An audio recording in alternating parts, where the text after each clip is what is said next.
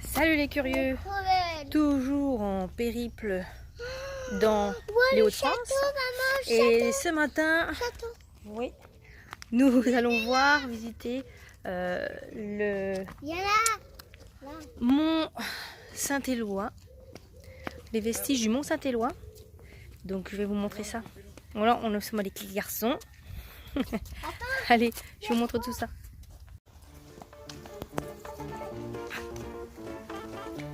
Le monsieur des morts.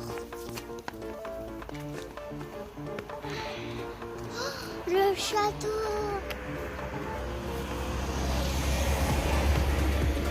Mais maman, on peut pas rentrer dedans. Bah si. Maman, dedans. Oh, waouh.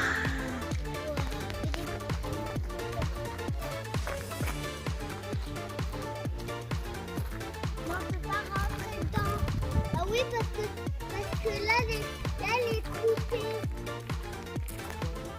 Là, regarde, t'as vu, on peut pas remonter. Et parce qu'elle n'a pas peur. Elle est grande.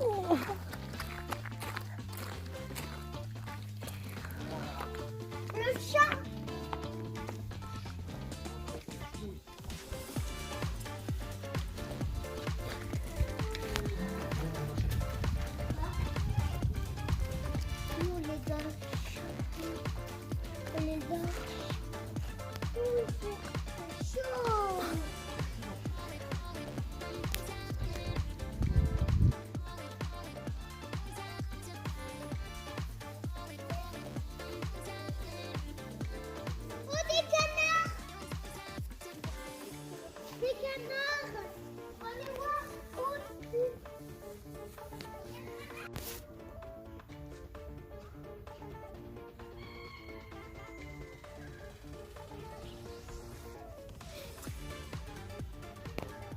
Ce sont les vestiges de l'abbaye Mont Saint-Éloi, qui a été édifiée selon la légende au 7e siècle par Saint Vindicien. Ouais, c'est comme ça qu'il s'appelle.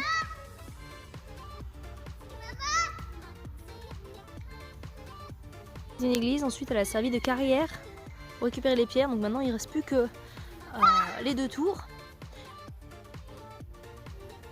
Et puis en 1914, donc les soldats les ont utilisés comme tour de guet, les soldats français face aux Allemands.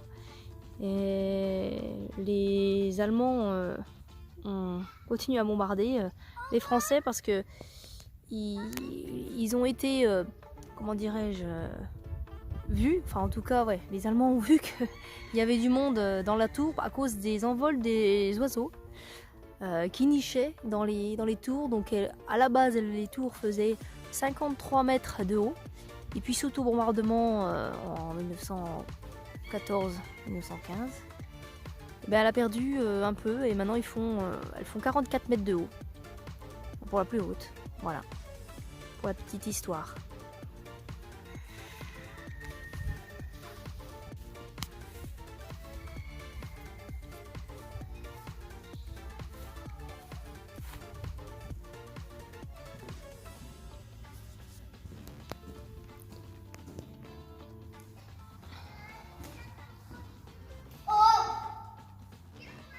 Je me demande comment les soldats ont pu monter. Enfin, en même temps, je pense qu'il devait y avoir certainement des escaliers qui n'existent plus maintenant puisqu'ils ont dû être bombardés. Ça faisait une sacrée tour de guet.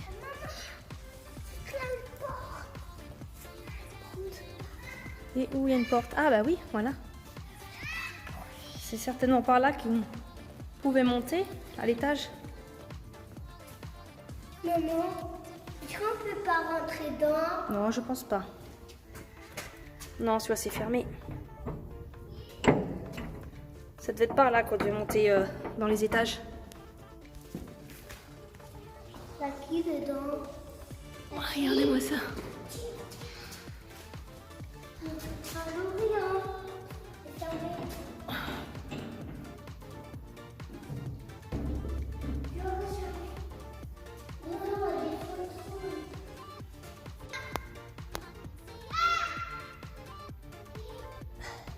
te plaît, maman. Et voilà, nous avons trouvé Chat. l'histoire.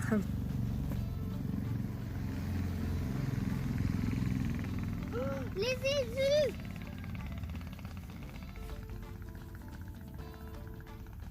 Papa, les ai vus.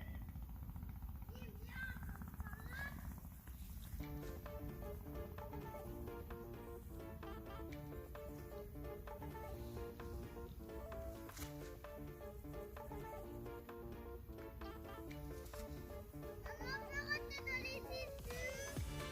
S'il te plaît. S'il te plaît, maman, peux rentrer dans la...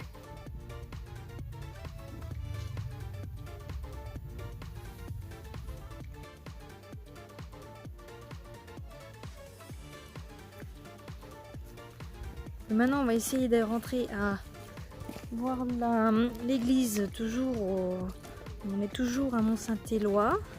Donc, on est près de l'ancienne abbaye. Je sais pas si... Non, on la voit pas parce que derrière, il y a des arbres.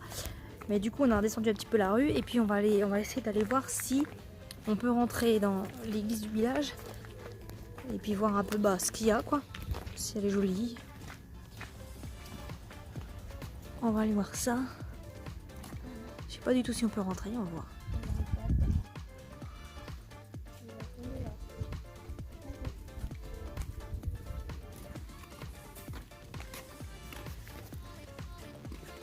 Bon, c'est fermé, on n'arrive pas à ouvrir. Je regarde si sur le côté il n'y a pas une autre petite porte dérobée. Mais non, donc on pourra pas aller voir cette église. On va se faire un petit tour du propriétaire quand même. Quoi? Oh.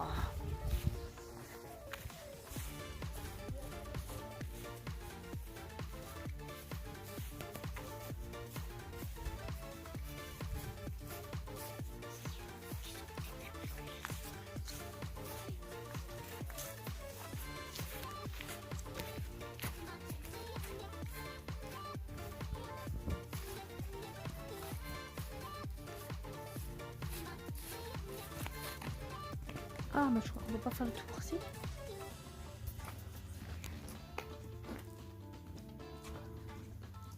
Ah non. Vas-y, ouais.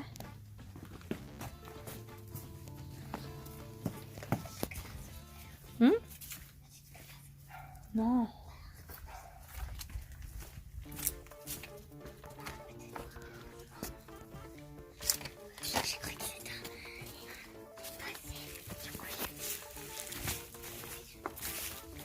C'est la petite sacristie. Oh là là.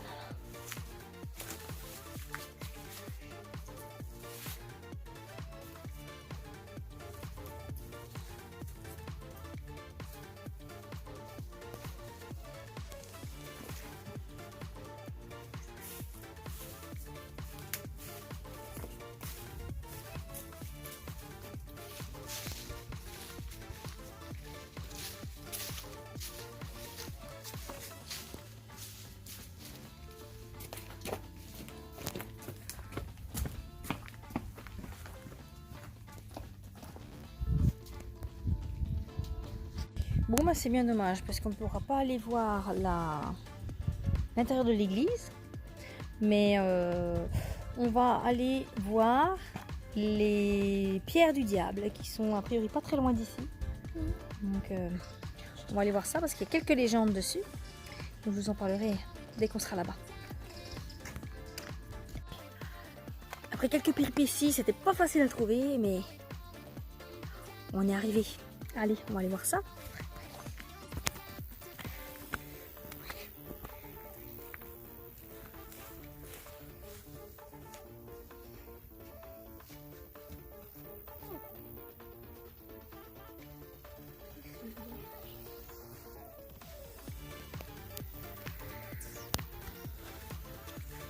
Il y avait du blé.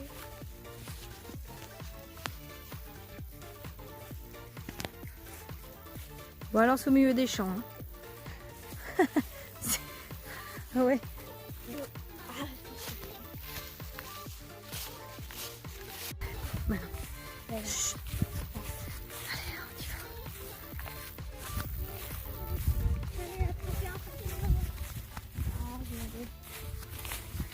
Regardez ça, c'est joli. C'est joli. C'est ça des pierres jumelles. Ouais, c'est pas jumelles.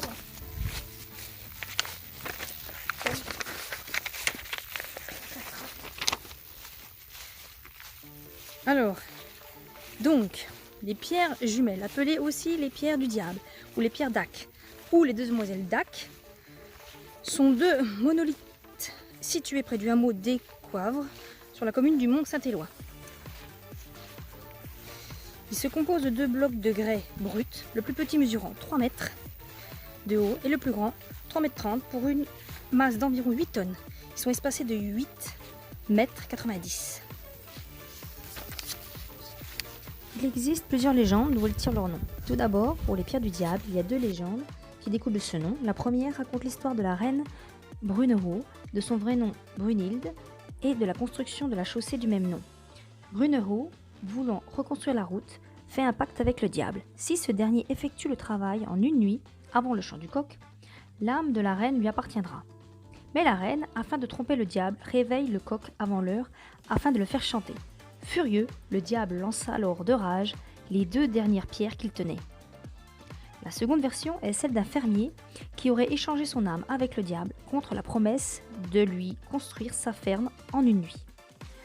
La fin de la nuit étant à nouveau marquée par le chant du coq à l'aube. Mais afin de faire échouer le diable, la femme du fermier réveilla le coq plus tôt. Le diable, dans sa colère, aurait alors lâché dans le champ les 2 dernières pierres qu'il tenait à la main. La légende aussi des demoiselles d'Ac. Les filles d'Ac, revenant en retard d'un bal à Villers-aux-Bois, auraient été punies et transformées en statues de grès sur le chemin du retour. C'est pourquoi ces pierres sont aussi appelées les demoiselles d'Ac. Les chroniques de l'abbaye du Mont-Saint-Éloi et la tradition orale attribuent la présence de ces pierres à Baudouin Bras de Fer, qui les aurait érigées en 862 en commémoration des victoires remportées sur le roi de France, Charles le Chauve. Baudouin aurait enlevé la fille du roi de France, Judith, afin d'en faire son épouse, et aurait ainsi déclenché la colère de Charles. Vaincu au combat par Baudouin, Charles lui accorde sa fille et érige la Flandre en comté. D'ailleurs, des fouilles réalisées semblent appuyer cette hypothèse.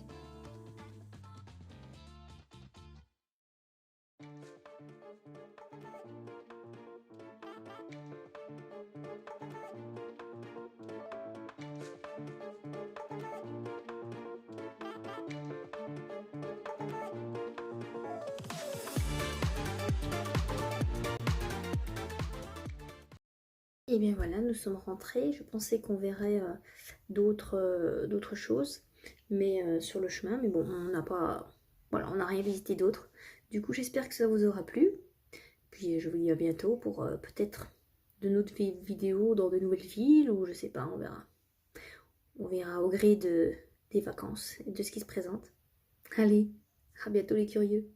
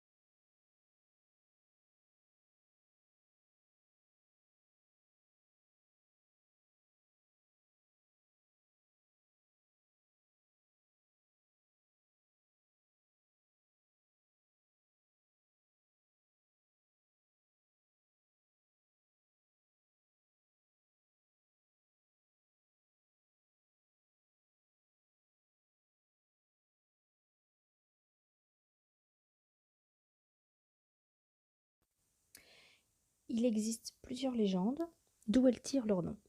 Tout d'abord, pour les pierres du diable. Il y a deux légendes qui découlent de ce nom. La première raconte l'histoire de la reine Brunehaut, de son vrai nom Brunhild, et de la construction de la chaussée du même nom. Brunehaut, voulant construire la route, fait un pacte avec le diable.